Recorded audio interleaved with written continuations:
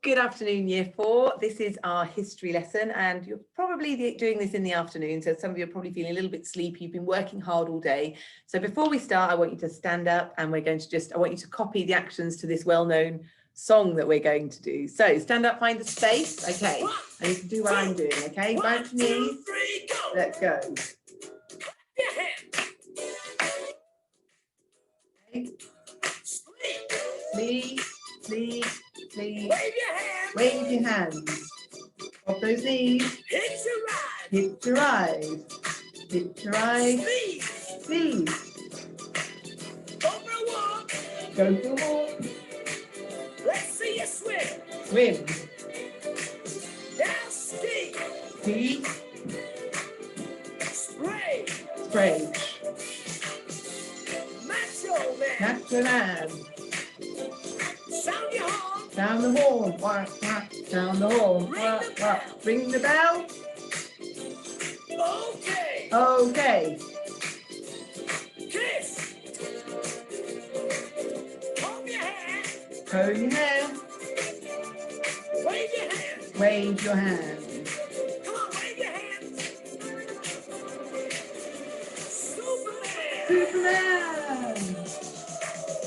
Okay, well done, everybody. We're going to stop there. So sit yourselves down and we will start our history lesson. Okay, so we've been learning about the Anglo-Saxons. Hopefully you've been doing, you had a look at Sutton Hoo last week. And we are going to continue thinking about the Anglo-Saxons, but looking at how houses and villages have changed over time. We're actually going to start looking at some Stone Age houses and then moving through to the Iron Age and then to the Anglo-Saxon houses, and we're going to be comparing those. So first thing I wanted to do is we're going to do a 5 a day, and there are 5 questions there. I will read them through, you write down your answers, and then we'll see how you get on. So question number 1, what continent is Brazil in? Remember there are 7 continents, and I would like you to think, what continent is Brazil in? So jot that down. Then question 2, name one threat to people in the Stone Age. Now it's a while since we did this, but if you remember, we thought about the things that threatened the Stone Age people and the things that were assets for the Stone Age people, the things that were good. And the things that threatened them were things that could cause them harm. So try and think about one thing back in the Stone Age times that might have caused them harm. Question 3, what's the imaginary line that runs around the earth? You can't see it, but it's got a name. Question 4, name the top layer of the rainforest, right at the very top, what do we call it? And question 5, what was discovered at Sutton Hoo? If you need to pause the video to answer those questions, and now we will go through the answers. So question 1, what continent is Brazil in? It is, of course, South America. Give yourselves a tick if you got that. Name one threat to people in the Stone Age. There's a range of answers here, but I would say bears, wild animals, berries and things off trees they may have picked and eaten that might have actually been poisonous, and terrible weather might have been another threat to them. Question 3, what is the name of the imaginary line around the earth? It is, of course, the equator. Question 4, the top layer of the rainforest is the emergent layer. Then if you remember, you've got the canopy, the understory and the forest floor, but the top layer is the emergent layer. And question 5, what was discovered at Sutton Hoo? If you did the work from last week, you would remember it was the grave and the boat of a Anglo-Saxon king, and they found a helmet and other belongings of him, all sort of left underground, buried for many, many years from Anglo-Saxon times.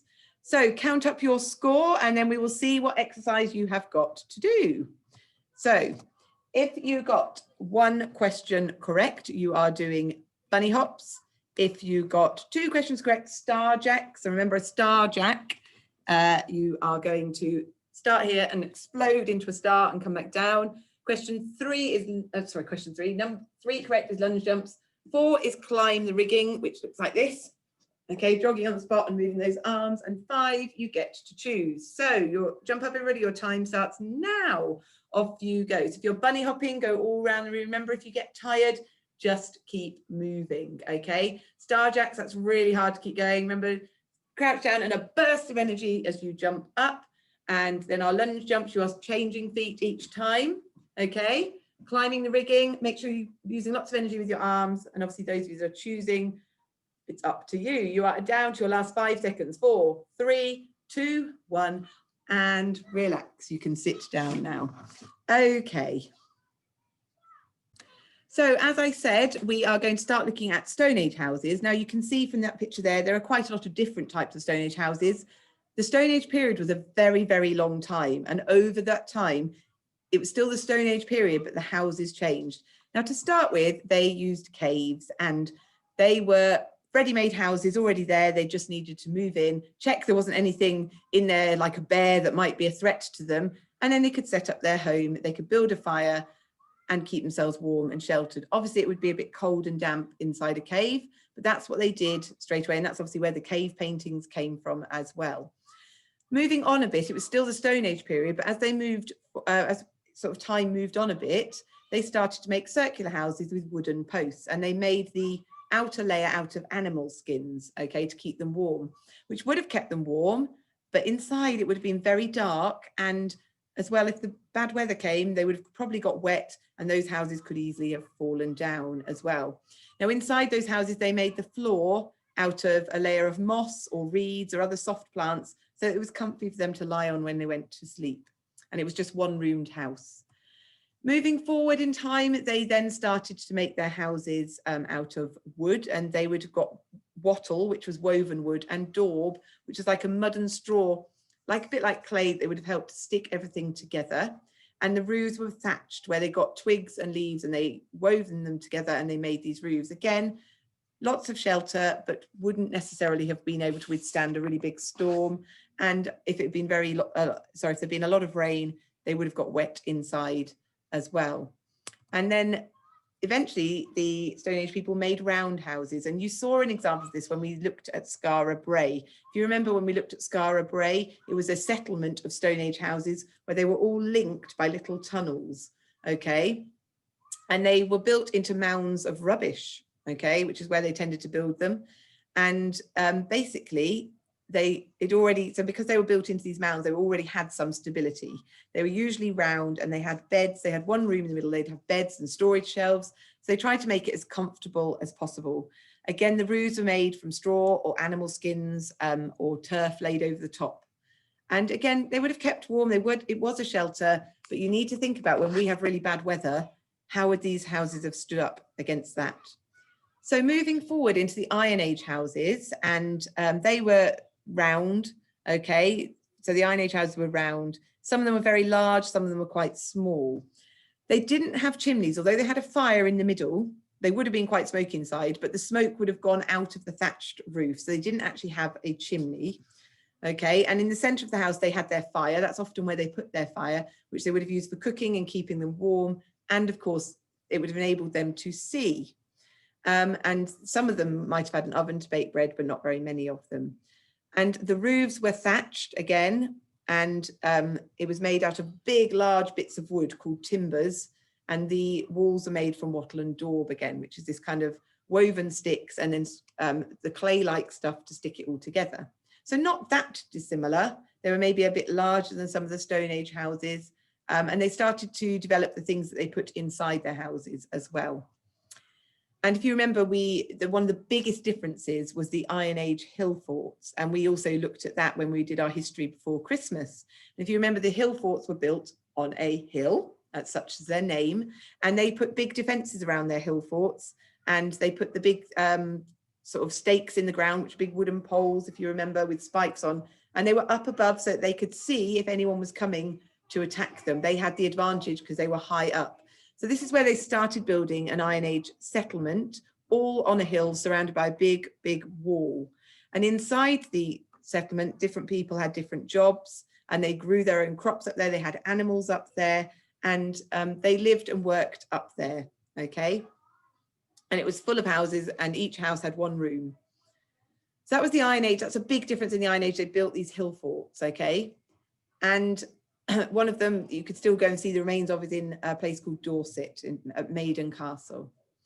And then the Anglo-Saxons came along. So they were sort of after it goes Stone Age, Iron Age, Anglo-Saxons. And they lived a bit differently to the Romans who'd also come around just before them.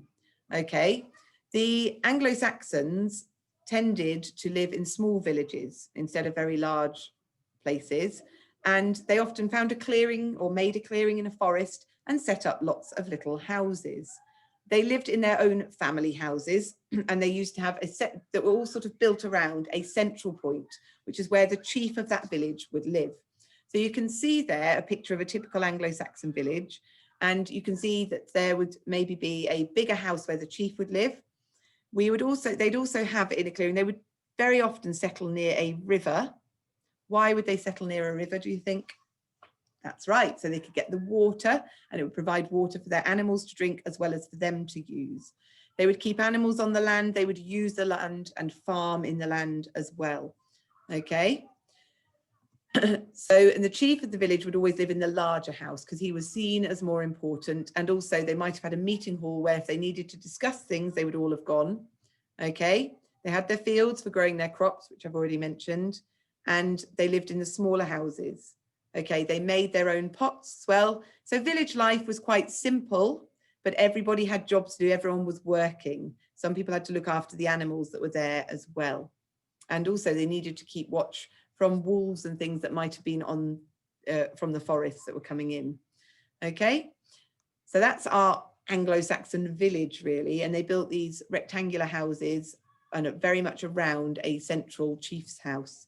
Now inside an Anglo-Saxon house, okay, you would have had them, they're a bit more advanced. They didn't have electricity or anything, so they'd still have a fire as their source of light. They would have meat that fresh meat they'd killed from animals that they were going to eat and ready to be prepared. The walls were made of big planks of wood now, so they were quite sturdy, okay? And they had a fire, like I said, in the center. And still the houses mainly just had one room. So you can see in this picture, you've got the mother cooking, the father's doing some sort of craft, and you've got someone asleep, all in the same room. Not sure I'd find it very easy to go to sleep with all that going on. And then the roof is made of straw, which is thatched, and they sort of weave it all together. Okay. So there were within the Anglo-Saxon village, they all had lots of different jobs, and you can see those listed there. There were different jobs for different people. Okay. You've got woodworkers and jewelers and blacksmiths and people that did the farming. Okay. And there may have been some other jobs as well. Right, so I've given you sort of a brief bit of information. You may want to go back through the PowerPoint. It's in the folder for today's work. But basically what I'd like you to do as your first activity is to compare the Anglo-Saxon, the Iron Age and the Stone Age houses. I think the best Stone Age house to compare so that it's a bit different would be the very earliest ones that they built in a cave, because then you'll be able to see some real differences between a Stone Age house and an Anglo-Saxon house. And what I'd like Africa and Asia to do, there is a table in the folder for today's work, and I'd like you to complete that table. So if you print it off, it basically is a table that says Stone Age, Iron Age, and then Anglo-Saxon houses. And you're basically going to write bullet points telling me about the different houses. If you're in Europe or the Americas, I'd like you to write a short paragraph with a heading for each type of house, and just write down what you've learnt about the different houses and try and show some of the ways they are different. Not forgetting the Iron Age houses are on a hill in the hill fort. The Anglo-Saxon houses were built around a central house, which was the chief's house, okay? And I'd also like you to write a sentence explaining which house you'd most like to live in, and explain why. Once you've completed that, if you've still got time, there is a second activity I'd like you to do, and you would need to click on this link that I've given you here, a tour around an Anglo-Saxon settlement. If you get it straight off the PowerPoint, you can just click a button and it will take you straight there. And you watch that, and then I would like you to basically use the information from the PowerPoint and from what we've just learned. And there is an activity sheet called Activity 2 Anglo-Saxon Village Labels. And what I'd like you to do is describe and talk about an Anglo-Saxon village. Okay. So what I would like you to do once you've got all that information is try and draw your own Anglo-Saxon village and label it, explaining perhaps what the different buildings were for, what was on the land, and explain where they chose to live and the reasons why they chose to live there. Okay, so you can draw your own little labeled diagram, and there's some information on those sheets that I've directed you to as well, which may also help. So you've got a couple of things to do there. If you run out of time after you've done activity 1, that's fine. But if you have got time, want to do some extra, then please do activity 2. And I'd love to see some of those. So I hope you enjoy learning about that, and I will see you soon. Bye-bye.